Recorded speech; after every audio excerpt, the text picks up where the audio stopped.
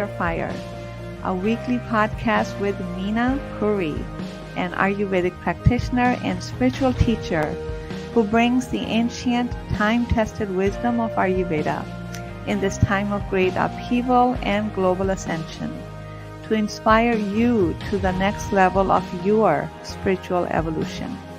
She will discuss all topics related to your physical, mental, emotional, and spiritual health. Are you ready to be free of all suffering and soar to your heart's calling? Hello, everyone. Thank you for tuning in to this week's podcast. I have to share with you that I started this podcast at noon exactly, and I've been talking without going live for 20 minutes because I have this intro that I play, and somehow the 2-3 buttons that I need to press, I must not have done. So 20 minutes into the podcast, I kind of felt this sense of that it was not getting recorded and I was not live. So I'm starting it again. So, and it was such good stuff. I have to repeat again. Okay. So welcome to today's podcast. See, these are crazy times. So today I've been talking about, healing your relationship with food for the last few podcasts, but I wanted to take a detour today and really talk about what's happening currently and how we are feeling and navigating this difficult time. So, the shift happened in 2012, and the last 2 years really catapulted into even higher levels where everybody started to wake up. When I say everybody, I'm saying more and more people. I know that many of us are still asleep, but it's a process. And so we've been talking about, the new earth, the birthing the new earth and this transitional time. So many times with our ego mind or in the three-dimensional way of thinking, we're thinking that something is going to end and the new thing is going to begin. So it's like this clear transition into endings and beginnings. It may be possible for some things on an individual level, but when we are talking on a global collective level, it's a very messy process. Actually, I think it's a messy process at an individual level too. It is very difficult to end things, and beginnings may be very different from what we may have imagined. So what I call this time that I've been calling this time is the transition time, is this long transition time. It's not transition time this week, this month, or this year. We've been in this transition time, like in this long birthing canal to birth the new earth. It's like the labor pains, right? But we never thought that we would experience it to such an extent. So I don't know how you are feeling out there, but I have felt the frustration, the impatience, the why are things not happening as fast as I thought they would? And certain things are happening really fast that just blindsided me. But with a limited mind, we only know so much. We want what we want because we believe that's all that is possible, and we want it how we want it because we just know this, one-way street or one-way process, and we want it at a time that we want it. So it doesn't, in the subtle realms, it just doesn't work that way. How energy works is subtle and it's profound, and it works in its own way. So the astrology is telling us that we are entering a really wonderful, good time. I'm not an astrologer, but I do follow it. I do tune into it because it makes a huge difference. And I believe that these are higher energies, a form of consciousnesses that affect everything on this planet Earth, affect our thoughts, behavior, what's happening in the world. We don't have to believe it in order for it to work. It works independent of our beliefs. But when we understand that, we can use that information to be mindful and to be a conscious co-creator, so we can navigate our life better because we have this extra piece of information. So this is, also like the liminal space, that we've been in this liminal space. And when we really look at the whole of life is transitional time, is liminal space, because we're always rebirthing. We're always letting go of ourselves in an old way. We're always, moving to the new territory, expanding and growing. That's just how the process of life. So during this time when things do not go the way we had planned, how we wanted it, or when we wanted it, it can create a lot of impatience, frustration, and we just want to let go of everything we know that works. So how do we handle this time? One of the rewards of having a spiritual practice is, or growing internally, is that when we get into this kind of muddy waters, we are very quickly able to come out of it.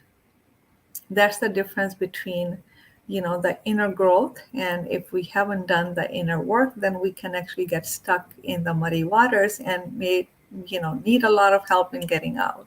So when we continue to evolve and grow, we are able to go in the muddy waters. We're able to see what we are feeling. We're able to notice that this isn't working. Then we are reminded of what really works and what to do. So the biggest thing in this process is to be open to possibilities and letting go of what do you think, how something is going to happen and when it is going to happen. So I've been feeling the same during the last couple of weeks, especially. I almost wanted to stop the podcast for a little bit, because you begin to question, what's the point? What am I doing? Is it useful? Is it even helping anyone? So it's good to question from time to time, but here I am again, and I thought, why not? I'm going to get on live and share what I need to share. So, what is it that? What are the things that we can do? So I want to share with you a few things that I do. I come back to again and again to regain my sanity, and so one of the things I do is, as you know what I'm going to say, is this your morning sacred time, the meditation practice. So I face east, and it's my absolute best time of the day. It's sacred. I try not to schedule any appointments if I can help it. I turn the phone off. I sit there with my lemon water, hot water, and I sit on the couch, and the sun just kind of bathes me. So sitting there and just soaking up the sun and really soaking up the silence, it cleanses the mind of yesterday's. It cleanses the heart of any disappointments or frustrations that I may have felt. And to just sit and be. So when we continue to do that, something bigger, the space or the silence, is what we soak ourselves into. All of a sudden, the troubles of the mind and the disappointments you may have felt yesterday, they're no longer there. They're nowhere to be found. So in that time, we are able to realize that there's something more beyond the thoughts. There's something more beyond my experiences that I had yesterday. Because the connection is so real, although we may not be able to put it in words, but the connection is very real. It's an experience. So it is this delightful experience that makes me come back to this practice again and again and again. I frankly can't start my day without it. So what is it that what practice do you do? Maybe you do a prayer, maybe you do chanting, maybe you do breathing. But I really, especially in the morning when the air and space element are so predominant, the clarity of energy in the morning is very high. And that's a great time to and sit with yourself, sit with your energy, connect with your energy. Why do we want to connect with our energy? When we connect with the energy, the experience of it gets infused into whatever we do, whether we are cooking, eating, working, relating, being with our family and friends. That connection of who we truly are, it gets infused into everything we do during the day. And the second thing is to really draw attention, which is now very easy to do after you've been sitting and meditating. I use a mantra based meditation, 20 minutes. And during that time, all the thoughts, random thoughts, yesterday's thoughts begin to come up, flood the mind. But we let them be, we let them go, we don't hang on to them. That's a process of purification. Once the thoughts arise to your awareness, they're gone forever, right? But you don't pay attention to them. You just allow them to go and you keep coming back to the heart, to the mantra, and you become clearer, expanded, more peaceful version of yourself. Then notice the present moment. What's happening for you in this moment? The biggest lesson that I've had from this pandemic is not to plan too far in advance. It is difficult because I'm used to planning a whole year in advance.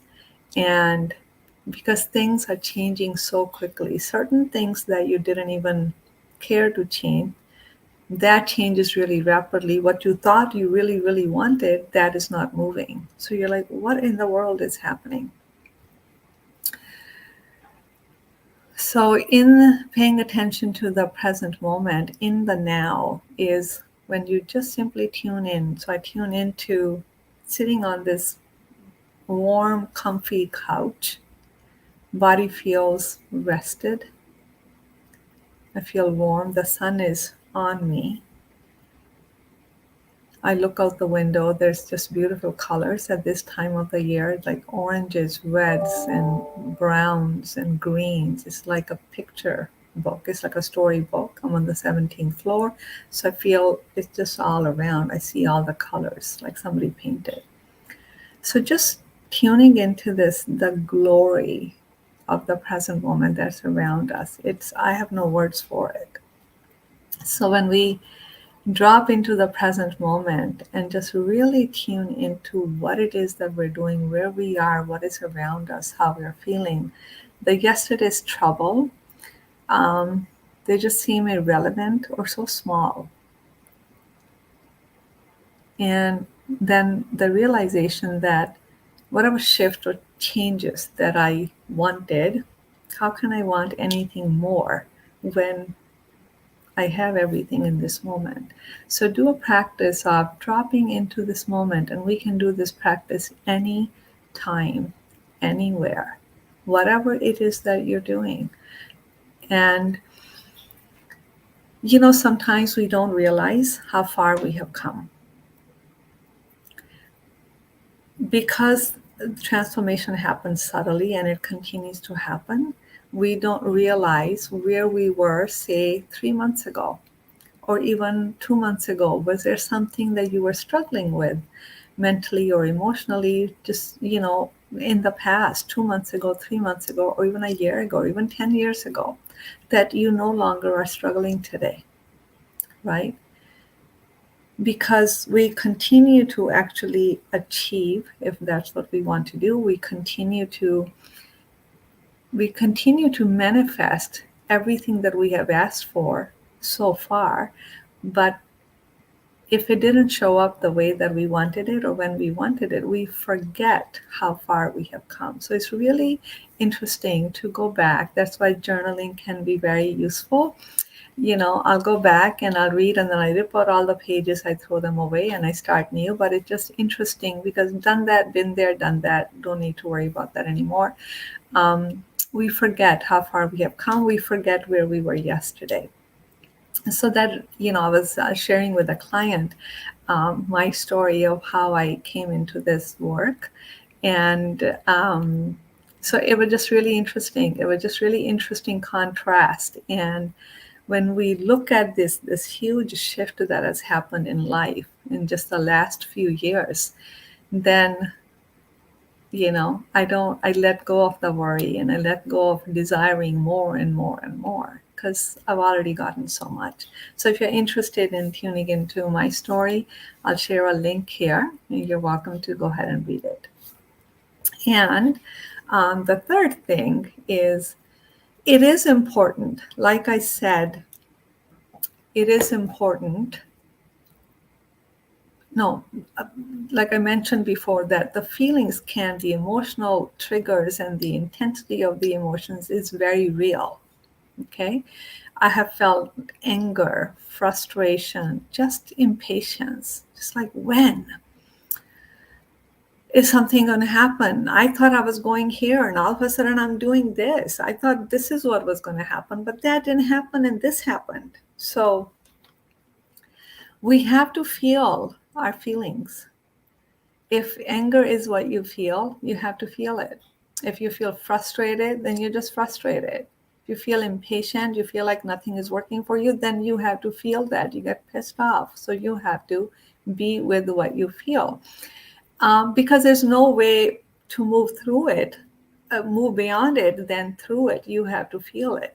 And that's where we get a little bit frazzled. It's like, I've been angry for the last 3 days. I've been crying.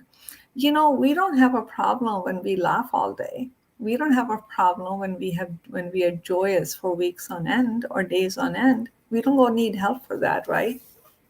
So just like, that we can cry, feel frustrated and angry. So feeling the whole spectrum of emotions. One of the things I did in the last 2 weeks is I actually sat in front of my altar. I have Shiva's picture, and I have certain other things that are important to me. I just sat and had a conversation and a complaining session to whoever that is, God, the infinite, the one. Like you would sit in front of a mother and a father and complain about all of your troubles and tell them to sort it out for you. And that's exactly what I did.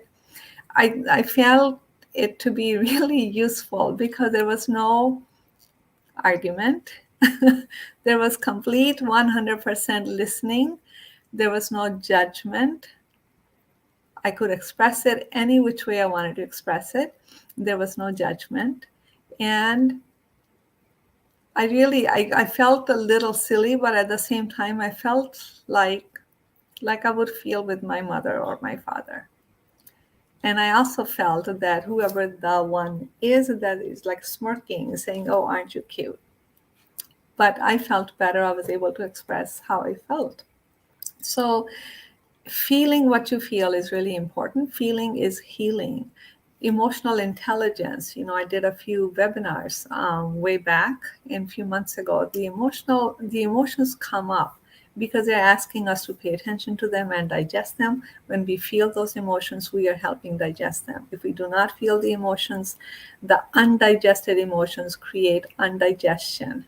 On physical level, it gets embedded in our tissues. It creates more toxins in the body. It's never a good idea. Just like undigested food, undigested emotions do the same thing. So feel what it is that you feel by way of expression to the infinite, by way of throw punches in the air, kick something, go for a walk. If you have a trusted friend that you feel like you can really talk to and she can just really listen to you without interrupting and without giving you tons of advice, watch out for that, because people will project their issues onto what you're saying. They're really not listening to you. So you need a skill in people. So if somebody, has that skill, so talk to them, write it out, journal it out. Okay. And by this time, if you've done the meditation, pay attention to the present moment, feel what you feel, then, and looking back and how far you have come. So these are the 5 things that I wanted to share with you that can help you come out of the muddy waters gently, softly, swiftly, quickly, and easefully. Okay. And these are not mind-blowing things, but the truth is, the wisdom is in the simplicity. The difficulty is the mind looks for something complex. That's why we keep searching for some person who's going to give you the magic. The magic is in the simplicity. So we just go back to the basics. These are basic things. Go back to the basics. We need the reminders again and again. Why? Because we live in a world that's far removed from it. We get pulled into the same old paradigms and dynamic by the external world. So when we are continuously going inward and going back to the basics of practice, then your inner vitality is stronger than the external pull. So then you no longer get overwhelmed because you're internally so awake and so strong. And if difficult times come in the future, you will know exactly what to do. So these are the practices that you want to make part of your daily life. Meditation, be in the silence, be in the present moment. Tune into what you feel what you feel. We don't have to express our anger to the object of our anger. We just simply have to express it. And reflect back 2 years, 2 weeks, whatever the time period may be, and notice the changes. Notice how life has changed in a good way. Could be in a bad way in some situations, but it's really not about if the external life looks good or bad. It's really about who have you become internally. When we are able to handle the external stresses better than we did 2 years ago. So that's the shift that I'm asking you to pay attention to. It's not in the manifestation of the material things. So in the manifestation of the material things, they're here today, they're not here tomorrow, right? It's really, how do you want to experience your life?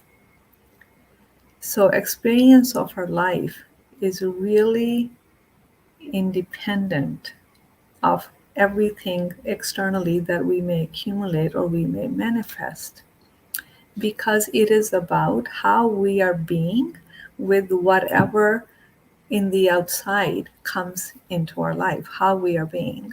So when we are talking about the inner world, the inner vitality, then we do have to do practices to foster, to cultivate that inner vitality. And these are the practices. These are the practices to continue to gain that inner strength, to continue to solidify your connection with your energy. When you connect with your energy, your consciousness, your soul, everything in life changes. Our perception changes. When our perception changes, when the inner world changes, we hold a different vibration. Then the external world simply mimics that. So much of the time we don't realize that by complaining, by getting upset, by really complaining, using the words, this never happens to me. Life just is so bad. Things are so bad right now. We don't realize that we're actually creating it. We're creating it. When we keep talking about our negative experience, again and again and again, we actually keep creating the future negative experiences, and we wonder why something doesn't change. So our words are powerful. What language uh, what language are we using? What words are we using? If the negative words carry energy, our thoughts carry energy, our feelings are energy. We are energy.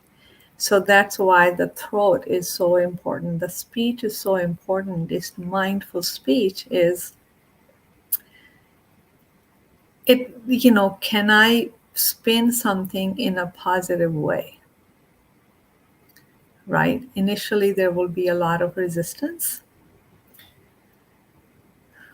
but make it a practice to see how we can look at the glass half full rather than half empty, right? So, because it'll cascade into the next moment of our experience, into what we pull into our life. So that's why when we do the inner healing work, when we grow the level of our consciousness, when we elevate ourselves to higher energy, then it automatically changes our speech. It brings higher level of awareness to us, to our own behavior, to our own thoughts. The ability to watch your own thoughts is a really awesome skill to cultivate. The ability to watch our own thoughts, the ability to tune into what we are thinking, and then to stop yourself when you are creating that, when you keep thinking that, and then you keep complaining that life is not good. Realizing that you actually are creating what you are experiencing. So, I hope that was helpful. And so, stay strong, trust the process, surrender to what is, control what you can, do what you can. Rather, we don't control, do what you can, and let go of the rest. We do have to trust and really pay attention to this moment. If you have a roof over your head, warm meal to eat, people to love, meaningful work, body's okay, that's a pretty good deal. So thank you so much. I appreciate you being here. And if you're wondering, the yellow Thursday is the day of is the Brahaspati is the day of the Guru. So I've been told by my sisters to wear yellow on Thursdays. So I'm always trying to find something yellow. So you'll see on the podcast that I'm wearing yellow. I love yellow, but that's why you see I'll try to find yellow wherever I can to wear for the podcast to wear on Thursdays, because I don't know, I guess maybe the yellow is the color of the light, the color of the transformation, because the guru teacher takes you from the gu, the darkness, to ru, which is light, takes you from darkness to light. That's he. It helps you, he or she helps you transform. So um, yellow is also like the third chakra, yellow, orange. I think yellow, third chakra, I said that's where transformation happen.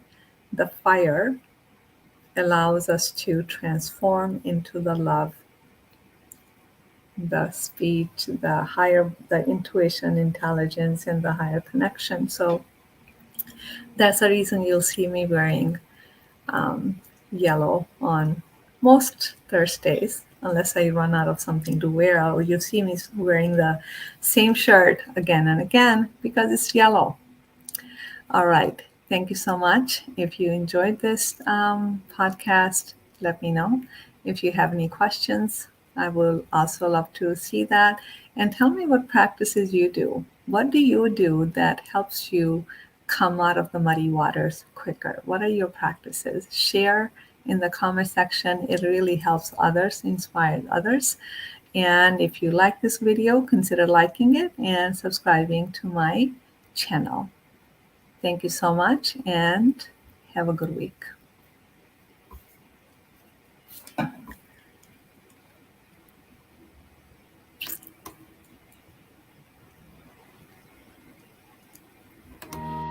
Thank you for listening to Igniting Change, Finding Your Fire. If you enjoyed this episode, don't forget to hit the like and subscribe button, and we look forward to being with you next week.